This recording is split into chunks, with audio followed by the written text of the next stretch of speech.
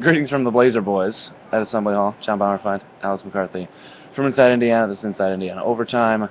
And we just watched this game come down to free throws, fouls, everything at the end. But Indiana loses 74-72 to Michigan State. 3 straight losses, 3 straight home losses. That's the first time since the 2011 season that Indiana's lost 3 in a row in this building. But this one, this was, we saw against Iowa, Indiana just kind of, not necessarily didn't show up, but just didn't play well hardly at all. Tonight they played, or today I guess, they absolutely played their hearts out at the end, but it was a little too late. Mm-hmm. Yogi Ferrell missed a free throw that would have tied the game with 2 seconds to go, and it was kind of difficult to watch, even as unbiased reporters.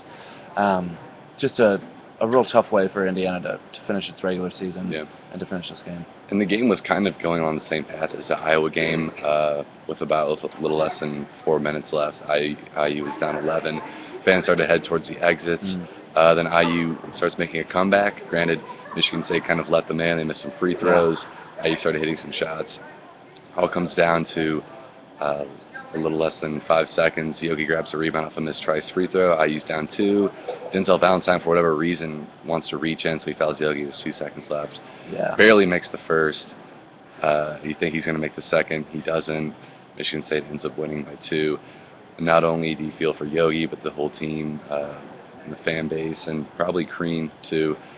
You could tell that this team really wanted or needed, or put any cliche in. They just didn't get it. And they kind of had to have it, and they didn't get it. They're close, but no cigar. Yeah, and we'll see if they're close but no cigar with the NCAA tournament as well. They're very much on the bubble, and maybe kind of on the wrong side of the bubble at the moment, heading into the Big Ten tournament. But there's no use, I guess, in speculating at this point.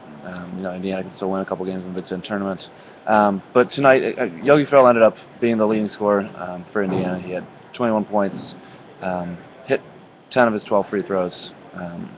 He obviously would have liked to have hit one more. And then IU really also wanted, in the closing seconds of the first half, Yogi took a 3, and looked like there was a lot of contact, and he might have gotten tripped, something like that. No foul call, no anything. Crean was livid. He was as angry as I've really ever seen him on the court. I don't think I've ever seen him get teed up that I remember, but this was probably as close as I've seen him. And they brought that up briefly in the post-game press conference. And as some pointed out, Crean likely should have or would have gotten a technical foul if the referees did not think it was they blew the call. Yeah. He was out there on center court just yelling at them with his hands out. Yeah, for a long time. As the team was heading into the locker room, he was still out there yelling.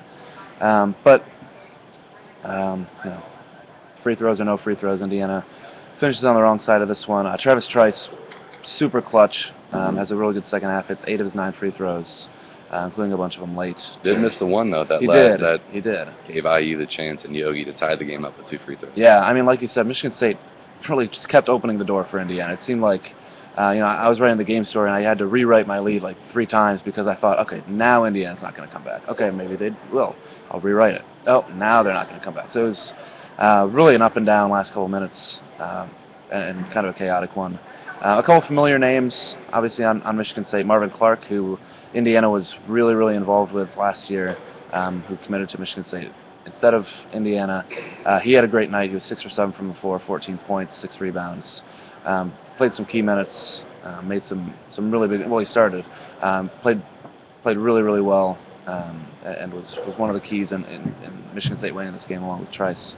But with Indiana, obviously Yogi came to play. Nick Zeisloft, who's 17 for 27 from 3 in his last 4 games, just kept doing it tonight. He was 5 for 8, I think, from behind the arc. He really kept them in it at some points. Yeah. He was, whenever Michigan State would kind of go on a run in the second half, it seems like Zeisloft would hit 3, and would kind of re-energize IU, get him back into it a little bit. He ended with 17 points as well, and James Blackman did as well. He played really well late, but as he said in the post game, he thought that IU just kind of turned it on a little bit too late. He said that he personally and IU as a whole just kind of turned it on just a little bit too late, and maybe weren't playing as hard as they wanted to for the full effort. Troy Williams also was kind of non-existent. Both games against Michigan State this year. And Struggle. Tom Izzo was asked about that, why Troy Williams hasn't played well, and he honestly couldn't give an answer. Crean tried to answer too and really couldn't either. Yeah. It's just kind of a bad matchup for Troy, I guess. I mean, they're similar height. I imagine they're just a lot stronger or bigger, they're thicker than him or whatever. And Izzo said he thought that was the difference in the game. Not necessarily Yogi missing the free throw or his team missing free throws down the stretch, but Troy Williams having another no-show game. Yeah, and it's we'll see if that carries over into postseason play. But for now, we know that Indiana's going to play on Thursday in the Big Ten tournament. We don't know if they're going to play in the morning or the evening. By the time you watch this, maybe we'll know. Illinois and Purdue play, and 4:30. Yeah, something. I think so. 45 minutes here. And if Illinois wins, then Indiana's the 8th seed and plays in the morning. Yeah, I believe in the morning. In the morning. 11th. And then if Purdue beats Illinois is going to be the 8th seed. They'll play that game, but Indiana's going to be the 7.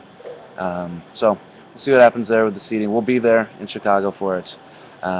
We won't be probably as well dressed there, but who knows? We'll be there all week, so yeah, we'll be there if for the there's anything full you want to know about not only Indiana, other teams, let us know. Yeah, absolutely.